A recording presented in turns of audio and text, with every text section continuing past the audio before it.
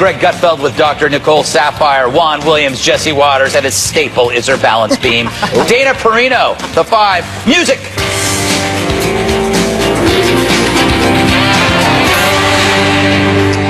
This week, politics wanders blindly onto a grim, unknown planet where half the world is guilty. Guess who's perpetuating all of these kinds of actions? It's the men in this country. And I just want to say to the men in this country, just shut up and step up. Do the right thing for a change. You know, maybe the right thing is to not generalize, unless, of course, you include your husband in the men in this country. Speaking of husbands. Your husband certainly had concerns at the time that he never really had due process to defend himself from allegations like this. Have we learned anything over the years about due process, not just for the accusers, but also for the accused? Well, I think that you have to take each of these situations, sort of on their own merits. Yes, there should be due process for everyone involved, and I think that's what Dr. Ford is asking for. She's asking for due process. She's asking that there be an investigation. That was genius. She spun due process for her accused Bill into due process for Dr. Ford. I have to hand it to her. But today, the burden's on the accused to prove one's innocence, even with an event decades ago that's unclear even to the accuser. So now the Dems have gone from borking one man to borking a system. An accusation is all you need. The legal system becomes a game of tag. Plus, if saying that the accused is presumed innocent is now seen as pro-abuse, why not rid us of courts altogether? Just rely on memory. The media thinks it's foolproof, but is it? Hillary believes she ran from sniper fire and didn't believe Juanita. Blumenthal believed he was in NAM. Brian Williams believed everything he said on talk shows. But memory is fallible for all, and that's for accuser and the accused. It's just shocking how fast the media fires when they see the desired moving target. And after sitting on it for many months, Feinstein gave that target to them. But, says the mob, let's not rush things. We've got all day, as they twirl their rope.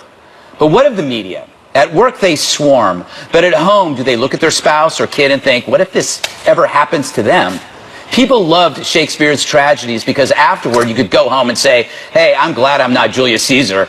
It made you welcome a humble life. No more. Today we're all Caesars, facing a mob of Brutuses, armed with press passes shaped like daggers and microphones. All right, Jesse, we need to hear from her, don't we? We do. I don't think we are going to.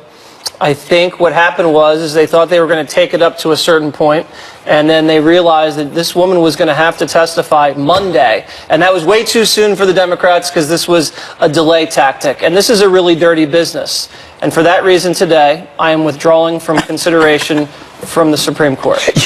And from any administration post whatsoever, because it's ugly, and they're destroying this guy's life. And I wanted to give Ford the benefit of the doubt in the beginning. You remember on Monday and Tuesday, I've been saying, I believe she believes something happened, something may have happened, there was a polygraph involved. I don't want to cast any doubt on her allegations. But the way they're dragging this out now, it's become so political, Greg, that it's gotten away from the actual alleged crime, and now it's about the process and the nomination of this guy. She's not doing things, and the Democrats aren't doing things in a way that people would do if she was a true victim.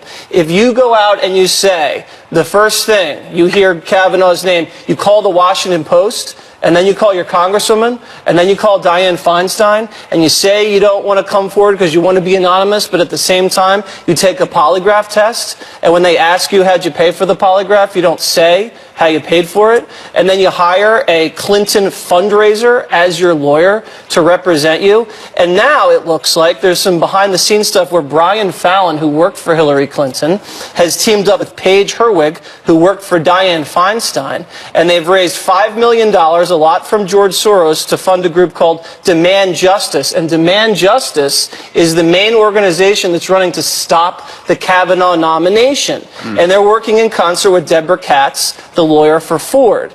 It's just way, way too suspicious what's going on. I wanted to believe her. I still kind of believe she believes something happened, but it doesn't sit right anymore. The timing makes it suspicious, but Juan, I think we learned here the real tragedy is that we're going to lose people like Jesse from the Supreme Court. I don't know what we'll do because he's so divine. Can you imagine that hair in that robe? They would have borked me bad. No, man. No, you know what? On day one. No, man, I would be your lawyer. All they'd have to do, think of all the Waters worlds they'd have to go through. They'd get through one, and that was it. No, man, I would demand that Jesse's mother testify. You testify against me. Well, that was the Okay, idea. well, I fire my lawyer then. I'm your lawyer. But Juan, if she doesn't testify after going through this entire process, that's what can the Republicans do but just vote, right? They can do it, but they would do it at great risk because I think they would be seen as bullies. The question is about the process here, and it's about the demand that she's making that there be an investigation before she testifies so that they are testifying about known facts. They can have some points of commonality in the narrative, and it's not just he said, she said. But clearly, the FBI says there was no federal crime committed because this is a matter of, I would guess, if it was an assault Maryland law back at that period. It's a distinction to be made from when Anita Hill said that Clarence Thomas was harassing her while she was working for him in the federal government. Right. The problem here is that I think that there is an effort by the Republicans to say we don't want any more investigation. We don't want anything. We just want to get a vote done. And it seems like they're rushing along. That's why I say there's a risk for them. But isn't Senator Grassley trying to get this? Aren't they kind of bending over backwards to meet with this woman privately or publicly? Even aren't they willing to fly to see her? They're doing everything possible. I personally think that the Republicans are doing the due process that they're saying that they're denying her. It's not their fault that this came so late in the game, so far into the process. They're being very accommodating at this point, and it does seem that Dr. Ford doesn't necessarily want to talk at this point. She's probably not going to be there Monday. I'm not sure she's going to allow anyone to go there. And as it stands, we just have all these hazy details. So if we're not going to get details to help prove or disprove her claims, they have to vote. Yeah, Why are you guys saying that she won't be there? Can I According to her lawyer. No, Yeah, her not lawyer gonna be did there. not say that. Her lawyer said that she would like an investigation, but she didn't preclude the idea. Yeah, but there is not going to be an FBI investigation. The FBI has already said So, that. wait a second. You're objecting to the fact that she is saying, I would like an investigation? If you say I want an investigation, then she knows that it's not going to happen. Oh, no. So why would you say that? I think you don't know. I mean, it's like a novel. We don't know where it's going. That's a good point, Dana. Do you want to? I was going to roll the Grassley stuff, but I think we're past Grassley. Okay. We're past him. The grass has grown. The grass has grown on Grassley. No, he was talking about the possibility. Should we roll it, or should I stop talking about it? Let's play it. Let's play it. I can't believe I wasted time. I'm focused right now is doing everything that we can to make Dr. Ford comfortable with coming before our committee, either in an open session or a closed session or a public or a private interview. I have hopes that this person who pleaded through the Washington Post, and I didn't learn about anything about this until I read her name in the Washington Post. Dana? Well, people are complaining about process on the Republican side. I think the Republicans have a lot to complain about with the Democrats on the process side. Dianne Feinstein getting this letter through Congressman Eshu's office in July, having it there. In fact, Dianne Feinstein has since said, I kind of regret, I wish I could have, maybe I should have, because she knows, she's a statesman. She knows it was wrong to not loop them in earlier. Statesperson. Well, she's now in a very tough election. You have Demand Justice, which is a new group, and they realize, the Democrats, that they've spent 3 decades basically not caring about judicial nominations, and the Republicans, conservatives have been very good about it. I think the Republicans have been quite responsible. The language has been responsible, like, okay, she should be heard, she should not be insulted. That was the first thing Kellyanne Conway said, and everyone followed that lead. And the president has been quite muted about it, and everyone's waiting, like, you can be heard, you will be heard. There is a question about this idea. Judge Napolitano said earlier on the 2 o'clock show, should the president ask the FBI to take 2 weeks, see what you can find out, and at the end of that, then vote on him and allow him to get seated by November 1st rather than October 1st. That's not what the Democrats want. I don't think they're ever going to be satisfied, even if there is an FBI investigation that says there's nothing there. That won't ever matter, because basically the die is cast, and that's why I feel that they might just need to cast the vote. All right. We're going to talk about this in the upcoming block. So we'll just sit here quietly. To be continued. Yes, and read our tweets. More on the battle over Brett Kavanaugh next. The senators take their course. Let the senators do it. They're doing a very good job. They've given tremendous amounts of time. They've already postponed a major hearing. I really want to see her. I really would want to see what she has to say. If she shows up, that would be wonderful. If she doesn't show up, that would be unfortunate. Democrats have been quick to judge Brett Kavanaugh, but what about the claims against Congressman Keith Ellison? His accuser is saying she's been smeared by her own party and that no one's listening to her, saying about Democrats, quote, "No, they don't. I've been smeared, threatened, isolated from my own party. I provided medical records from 2017, stating on 2 different doctor visits, I told them about the abuse and who did it. My therapist released records stating that I have been dealing and healing from the abuse." So, Dana, what do you think about this? Is there a double standard here? It does seem quite hypocritical because when that story was breaking, people were cautious. They wanted to be respectful of her, but nobody wanted to criticize Keith Ellison on the Democratic side. Nobody said there should be an FBI investigation. No one said the Minnesota FBI, the state FBI, should look into it. And he wants to be, he's not going forward to the Supreme Court, he wants to be Attorney General of Minnesota. That would mean he was in charge of all law enforcement. So, yes, of course, there's some hypocrisy on that. Well, I think this is so much what about. I mean, this is an attempt what about? Yeah, because nobody is really debating. And by the way, I'll tell you why not. Because in this case, groups like Now said, we don't like it, we don't think it's fair, and they have responded to this woman. And secondly, the woman said she had a tape. And so everyone said, including the journalist, let's see the tape. And she has refused to produce the tape. So there's a higher level of skepticism with regard to this case. Wait, now, in the Juan. There is actual evidence that we just documented at the top with regards to doctor visits, and this is only a year or 2 apart, versus 36 years ago and no corroborating evidence. That's a lot different. We're not outside of the statutes of limitations on this one. This is where I'm saying, well, two things to say. One is she said she had a video and has not produced the video. The second thing to say is that you said there's no corroborating evidence, but I think that the professor says, in fact, that she saw the therapist, she spoke to her husband. This is way before Kavanaugh was nominated to the Supreme Court. So these things are very real. I will say this to my mind is that I read where she is, Professor Ford, now being threatened, her address put on the internet. You have to understand what women have to put up with if they dare to come forward, and I think she's under attack. But who is at fault for leaking her name? The only people who had this letter were the Congresswoman's office, Eshoo, the Senator's office, Dianne Feinstein, and the Democratic Party, and possibly this group Demand Justice. Or the Washington Post. I see. It was not the Republicans who leaked her name. I don't know who leaked it, so I don't think you do either, but the point is that conservative groups are now associated with the leak. And why? Who? They didn't leak it. Because you associated with them just now? Oh, I tell you, we'll leave that. But I'm just going to say the other part of this is that Judge Kavanaugh's friend, Mark Judge, who was written about, cavorting and drinking and bad behavior in high school, has refused now to testify. Wow. Talk about who's not cooperating. I can't believe who drank in high school. No. Unbelievable. Oh, okay. That's breaking news. Let's listen to, I believe her name is Mazie Hirono, and Greg played a little bit of the sound at the top. I think it's worth reviewing. Here's what she said about men. Guess who's perpetuating all of these kinds of actions? It's the men in this country. And I just want to say to the men in this country, just shut up and step up. Do the right thing for a change. Dr. Saphier, as a man, I just feel really attacked here. It's, I can't believe we put up with this abuse. Well, I'm a mother of 3 boys, so I do have a soft spot in my heart for boys, but this type of behavior and these words is extremely divisive, and at a time where you have Democrats saying how divisive our nation is, this isn't helping us at all. I see no socially valuable outcome to any of this. It's dividing us more, it's delaying a process that's inevitably going to end up with a conservative judge being confirmed. I would love to hear from her. If she's not going to come, she's not going to testify. Vote. Let's move forward.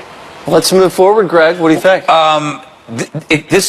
You see this more and more, and I think it's due in part to social media, is that people interpret the worst intent from something you say. So if you say, like I'm going to say, that Judge Kavanaugh is tarred for life, based on a memory from 35 years ago initiated during a politically motivated event, let's face it, it never would have come out if it hadn't been for the fact that he was up for Supreme Court.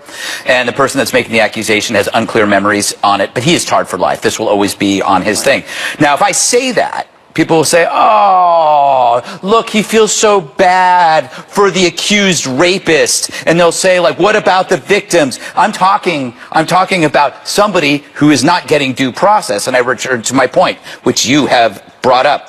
What about the men in your life? We talk about the victims and we care about the victims, but you've got to also care about the people who are presumed innocent.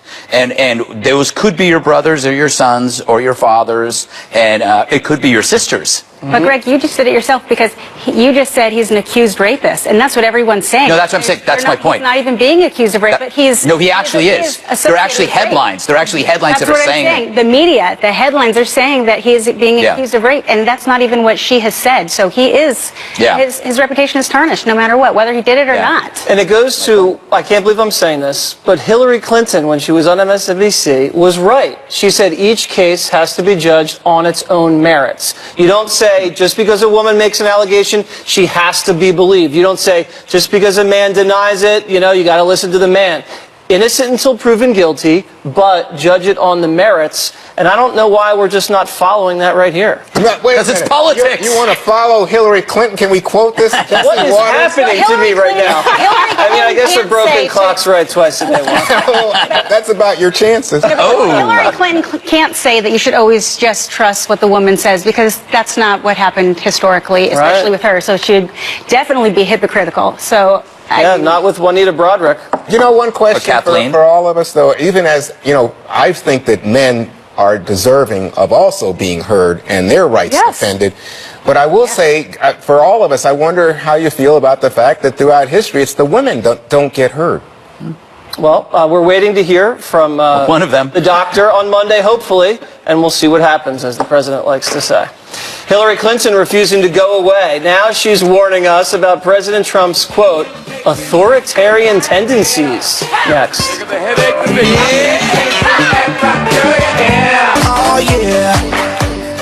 Welcome back. President Trump traveling to the Carolinas today to survey the damage from Hurricane Florence. The president spoke with residents and handed out warm meals to some of the people impacted by the big storm. Meanwhile, former 2016 presidential candidate Hillary Clinton, she's back on the political scene, offering some dire predictions about President Trump and the future of our government. What I'm worried about is that these authoritarian tendencies that we have seen at work in this administration with this president, left unchecked, could very well result in the erosion of our institutions to an extent that we've never imagined possible here. What I worry about, Rachel, is that after this election, this president's going to wholesale fire people. That's my prediction for tonight. He will fire people in the White House. He will fire people in his administration who he thinks are crossing him, questioning him, undermining him. Wow. So, what do you think, Nicole? Do you agree with her?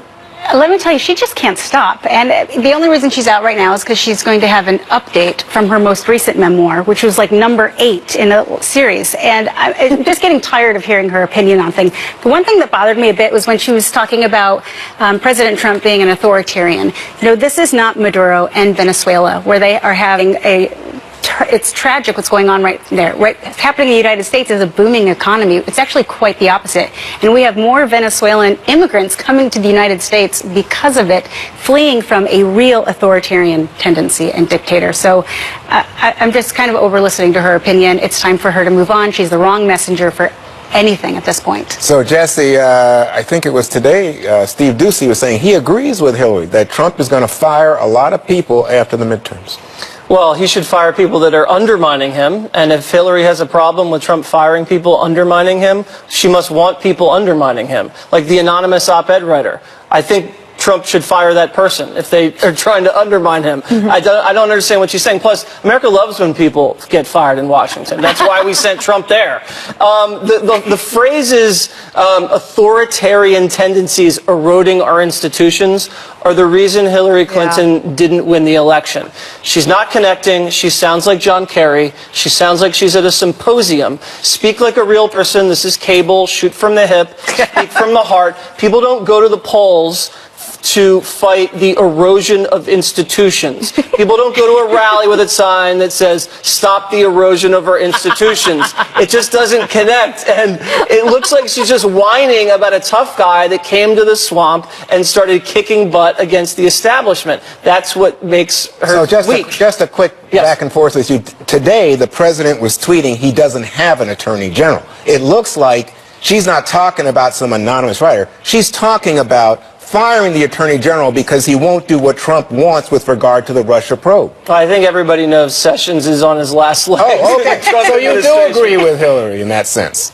Is that twice in one day? Twice in one day. I think that's right. What is wrong with So, Dana, here's the thing. She says that there are 5 main areas of threats from President Trump: undermining the law, failing to protect the election system from Russia, attacking journalists, breathtaking corruption, and racist subtext of virtually everything Trump says. What do you think? Well, I think that those are all things that Democrats want to run on, and they are running on them hard in the midterm elections. And it's interesting; it's not working everywhere. Just today, the Fox Power rankings that Chris Starwalt runs showed an improvement, especially in Nevada. That was the Democrats thought that was a pickup for them for the Senate seat. It looks like Dean Heller is actually doing a lot better. So you actually have Republicans figuring out ways to run based on what their state needs and figuring out a way to run with Trump and not against him necessarily, but having a little bit of distance, and it's working in some of those states. So at the end of all of this, let's say that maybe the Republicans don't lose the House or lose some seats. Maybe they hold on by a few. Maybe they lose the House. Okay, that would be something they have to deal with. But it looks like the Republicans will keep the Senate. And so it's the Democrats really want to succeed. Talking about symposium, like you're at a symposium, isn't going to necessarily work. I do think that what Michelle Obama is doing and announced that she's doing is a much more helpful thing for Democrats. So she's going to have a big new effort. She's doing a big celebrity thing of voter turnout and voter registration. Democrats are very good at registering new voters, and if you register a new voter, they are 99% likely to vote that first year that they register. So that is where a lot of energy should be placed if you want to win. So, Greg, lock her up? Yes, immediately.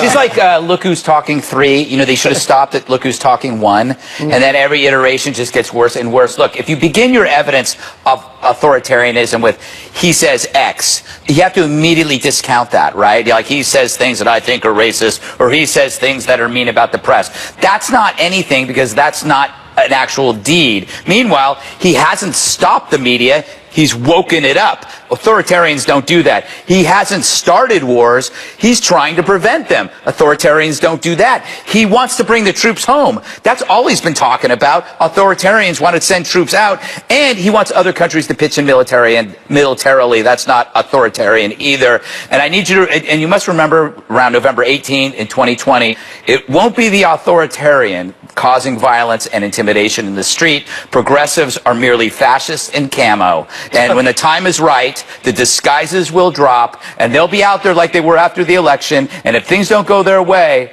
they're going to be the ones hitting people over the heads with the bike locks, not Trump fans. Let's hope not. I don't want anybody hitting anybody. Stay with us. Wild Card Wednesday coming up on the 5. Sound in my heart, the beat goes on and on and on and on. Whoa, we hanging around, singing down everything on the radio. It's now time for Wild Card Wednesday. It's like a 70s. It really is. It's like Joker's Wild. Joker's Wild. Okay, we each picked a topic that didn't make it into the show and put them in this hat. None of us knows the stories in each other's selected. So I will start with, sometimes we get through a few of these, so we'll start with this one. Go fast. I'm trying to open it. Come on, Butterfingers. What is going on? Okay. Maroon 5 to perform at 2019 Super Bowl halftime show. Oh, I didn't know that. On February 3rd at the Mercedes-Benz Stadium in Atlanta, Georgia. Greg, this has got to be your dream come true.